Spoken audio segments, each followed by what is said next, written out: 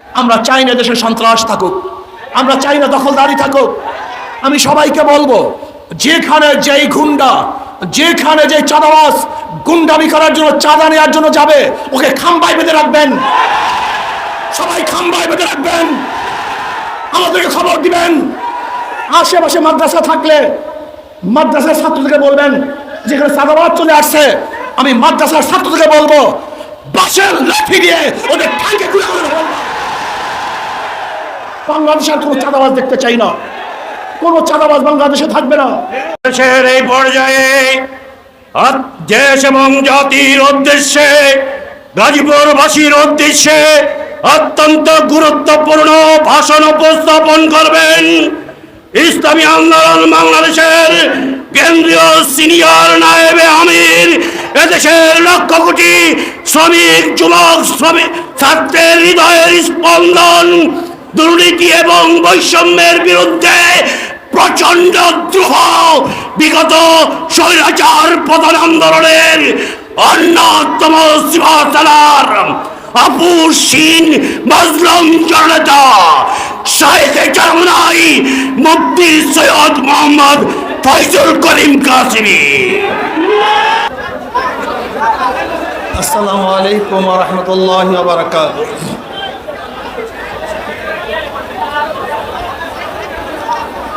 نحمد ونصلي على رسوله الكريم أما بعد فأعوذ بالله من الشيطان الرجيم بسم الله الرحمن الرحيم وما أرسلناك إلا رحمة للعالمين صدق الله العلي العظيم সবাই পড়েন সাল্লাল্লাহু আলাইহি ওয়াসাল্লাম।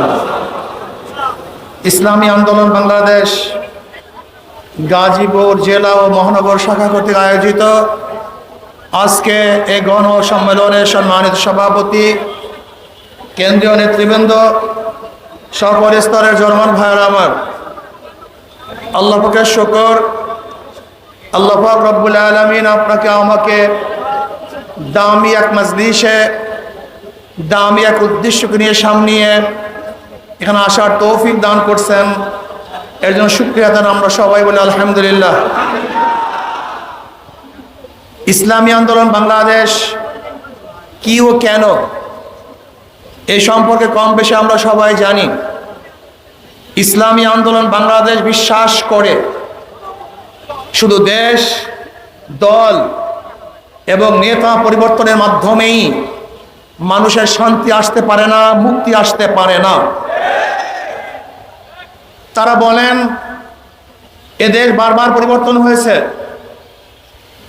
এক সময় ব্রিটিশ থেকে আমরা দেশ স্বাধীন করেছিলাম, দ্বিতীয়বার ভারত থেকে পাকিস্তান নামে একটা দেশ স্বাধীন করেছিলাম, তৃতীয়বার পশ্চিম পাকিস্তান থেকে বাংলাদেশ নামে একটা দেশকে স্বাধীন করেছিলাম, আর চতুর্থবার 2024 5ই আগস্ট ফ্যাসিস্ট, খনি এবং দুর্নীতিবাজ শেখ হাসিনার কবল থেকে আমরা দেশকে চতুর্থবার স্বাধীন করেছি। আমরা বারবার দেশ স্বাধীন করেছি, কিন্তু মানুষের ভাগ্যের পরিবর্তন এখনো ঘটাতে পারি নাই।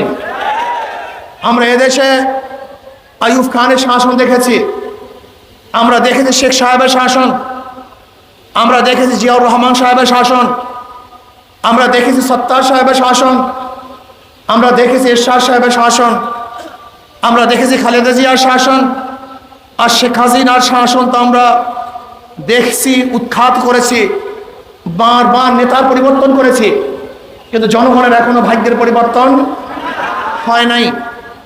বহু দলের শাসন আমরা দেখেছি, দেখেছি আমরা মুসলিম লীগের শাসন, দেখেছি আমরা আওয়ামী লীগের শাসন, দেখেছি আমরা বিএনপির শাসন, দেখেছি আমরা জাতীয়বাদের শাসন, দেখেছি আমরা জোট সরকারের জন্য ডাস্টবিনে কাক কুকুরের সাথে লড়াই করছে।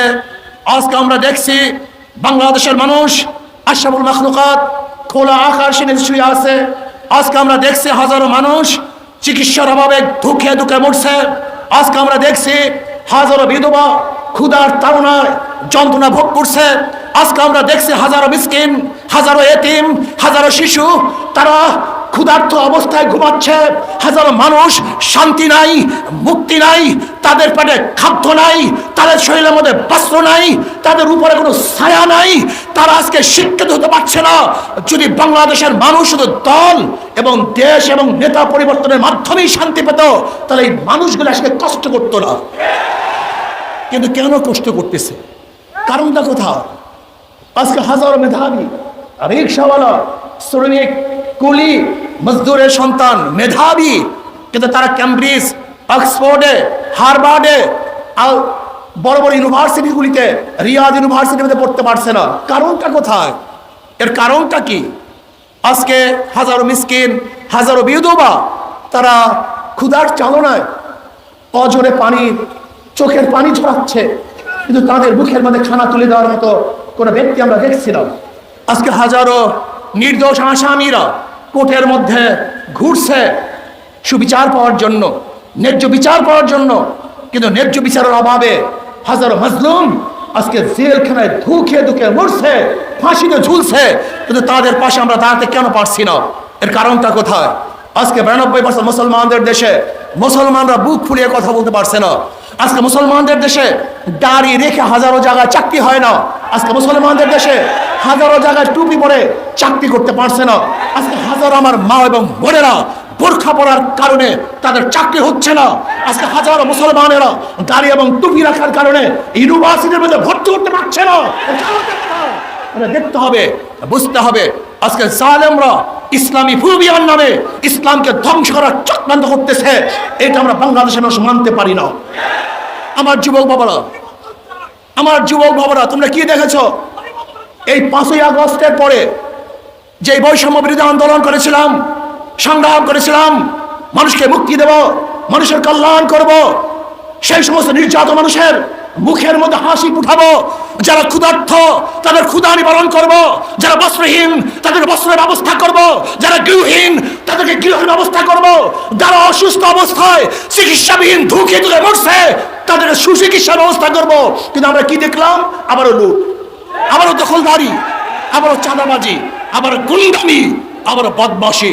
এর জন্য ছাত্র জনতা জীবন দেয় নাই, এর জন্য ছাত্র জনতা রক্ত দেয় নাই, এর জন্য আমার ভাইয়েরা পঙ্গু হয় নাই। আমরা চাই না দেশে সন্ত্রাস থাকুক, আমরা চাই না দখলদারি থাকুক।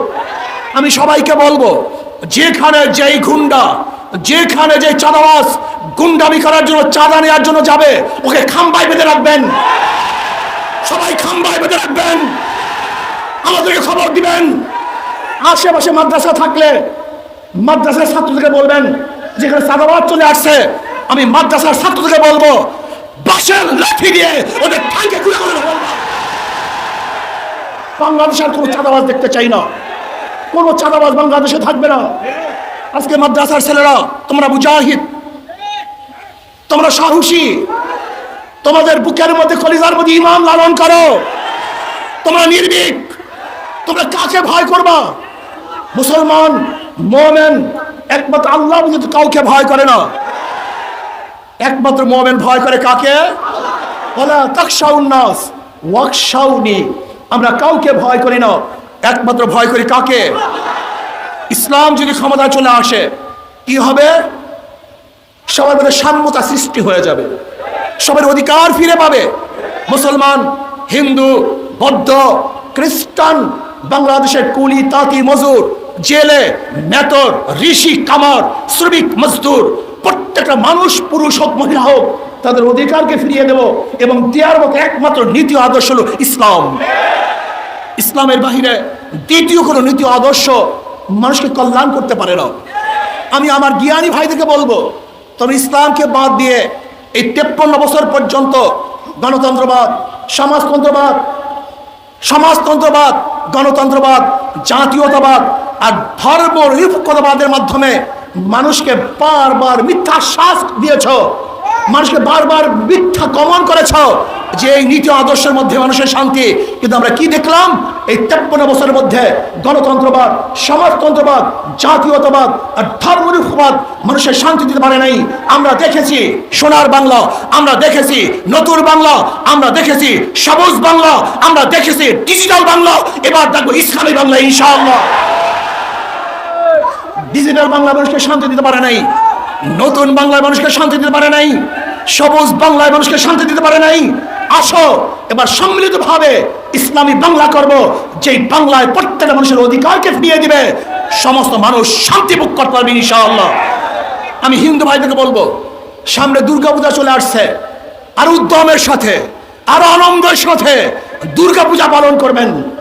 আওয়ামী লীগের আমলে যেইভাবে দুর্গাপূজা পালন করছেন, তার চেয়ে ওজন এবার দুর্গাপূজা উৎসব আপনারা বেশি করতে পারেন। কিন্তু মনে রাখতে হবে, ধর্ম যার যার, উৎসব তার তার। ধর্ম যার যার, উৎসব তার তার, ভোলাবেন না। আর দুর্গাপূজা নিয়ে কেউ যদি রাজনীতি করতে চায়, চক্রান্ত করতে চায়, ইসলামী আন্দোলন বাংলাদেশের প্রত্যেকটা নেতা কর্মী অত্যন্ত প্রহরী অবস্থা আছে, তারা পাহারা দিবে। আমাদের সংখ্যালঘু ভাইয়েরা তাদের পূজা উদযাপন করবে, ধর্ম পালন করবে, নির্বিঘ্নে করবে, শান্তির সাথে করবে, নিরাপত্তার সাথে করবে। এই দায়িত্ব ইসলামী আন্দোলন বাংলাদেশ কাঁধে তুলে নিয়েছে ইনশাআল্লাহ। ভাইয়েরা আমার, ইসলামী আন্দোলন বাংলাদেশ শান্তির এক সংগঠন। অনেক মানুষই আছেন ভদ্র, যোগ্যতা সম্পন্ন, জ্ঞানী, গুণী, কিন্তু তারা রাজনীতিতে আসে না কেন? ঘুণে ধরা রাজনীতি, পচা রাজনীতি, নষ্ট রাজনীতি তারা আসতে চায় না। আমি ওই সমস্ত ভদ্র ভাইদেরকে বলবো, আপনি যদি লুকিয়ে থাকেন, এখানে না আসেন, তাই লুচ্চা এবং গুন্ডা বদমাশেরা এই জায়গাকে দখল করে নেবে। এজন্য আসুন, যারা ভালো, ভদ্র, জ্ঞানী, আপনারা এই ময়দানে আসলে কোনো বদমাশরা এখানে থাকতে পারবে না, পালাতে বাধ্য হবে ইনশাআল্লাহ। এই জন্য সবাইকে অনুরোধ করবো, আসুন ভদ্র মানুষগুলি, যারা হিরুক তুল্য, মানিক তুল্য, মুক্তা তুল্য, আর নাসু মাআদিনু কামাআদিন যাহাবি আল ফুদ্দা, খেয়ালুম ফিল জাহিরাতে খেয়ালুম ফিল ইসলাম ইজা ফাকিহু, যারা বিশাল বিশাল জ্ঞানের ভান্ডার নিয়ে বসে আছেন, আদর্শ নিয়ে বসে আছেন। আমরা চাই ইসলামী আন্দোলনের পতাকা ঐক্যবদ্ধ হয়ে একসাথে এই দেশটাকে গড়ব, এই জাতিকে গড়ব। ইসলাম, দেশ এবং মানবতার জন্যই ইসলামী আন্দোলন বাংলাদেশ রাজনীতি করে এই ছায়াতলে সবাইকে ঐক্যবদ্ধভাবে আসার অনুরোধ রেখে জালেম মুক্ত এক দেশ গড়ার জন্য, যেখানে থাকবে না কোনো বৈষম্য, সেই বৈষম্যহীন এক দেশ গড়ার জন্য আপনাদের সবাইকে দাওয়াত রেখে, উদাত্ত আহ্বান রেখে আজকের বক্তৃতা এখানেই শেষ করছি। আল্লাহ হাফেজ।